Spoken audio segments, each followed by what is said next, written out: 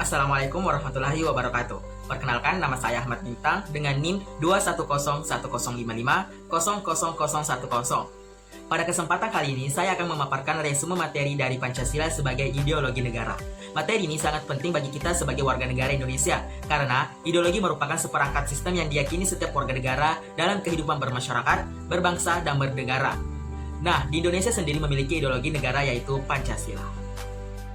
Adapun 3 poin yang ingin saya bahas dalam resume materi kali ini.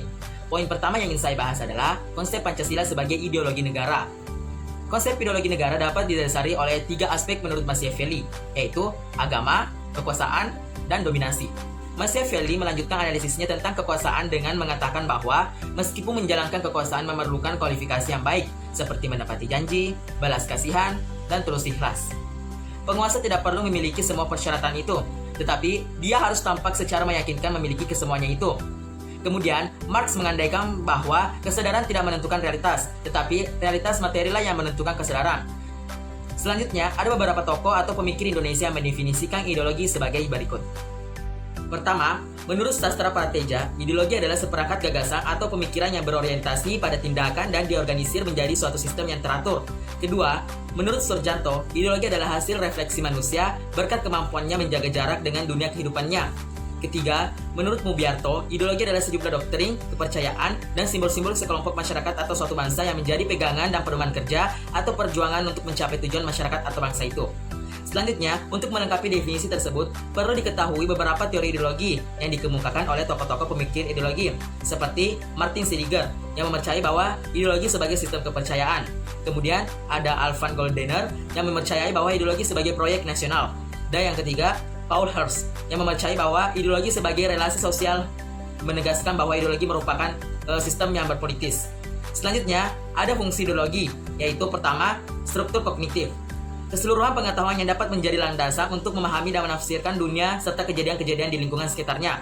Kedua, orientasi dasar dengan membuka wawasan yang memberikan makna serta menunjukkan tujuan dalam kehidupan manusia. Ketiga, norma-norma yang menjadi pedoman dan pegangan bagi seseorang untuk melangkah dan bertindak. Keempat, bekal dan jalan bagi seseorang untuk menemukan identitasnya. Kelima, kekuatan yang mampu menyemangati dan mendorong seseorang untuk menjalankan kegiatan dan mencapai tujuan. Keenam, pendidikan bagi seseorang atau masyarakat untuk memahami, menghayati, serta memolakan tingkah lakunya sesuai dengan orientasi dan norma-norma yang terkandung di dalamnya. Nah, poin kedua yang ingin saya bahas adalah urgensi Pancasila sebagai ideologi negara. Salah satu tantangan yang paling dominan dewasa ini adalah globalisasi. Globalisasi merupakan era saling keterhubungan antara masyarakat suatu bangsa dan masyarakat bangsa yang lain, sehingga masyarakat dunia menjadi lebih terbuka. Dengan demikian, kebudayaan global terbentuk dari pertemuan beragam kepentingan yang mendekatkan masyarakat dunia. Nah, poin ketiga yang ingin saya bahas adalah alasan diperlukannya kajian Pancasila sebagai ideologi negara. Sebagai warga negara, kita perlu memahami kedudukan Pancasila sebagai ideologi negara, karena Pancasila lah yang akan menghadapi tantangan dari berbagai ideologi dunia dalam kebudayaan global. Selain itu, Pancasila juga menghadapi tantangan dan sikap perilaku kehidupan yang menyimpang dari norma-norma masyarakat umum. Tantangan itu meliputi antara lain terorisme dan narkoba yang merupakan ancaman terhadap keberlangsungan hidup bangsa Indonesia dan ideologi negara.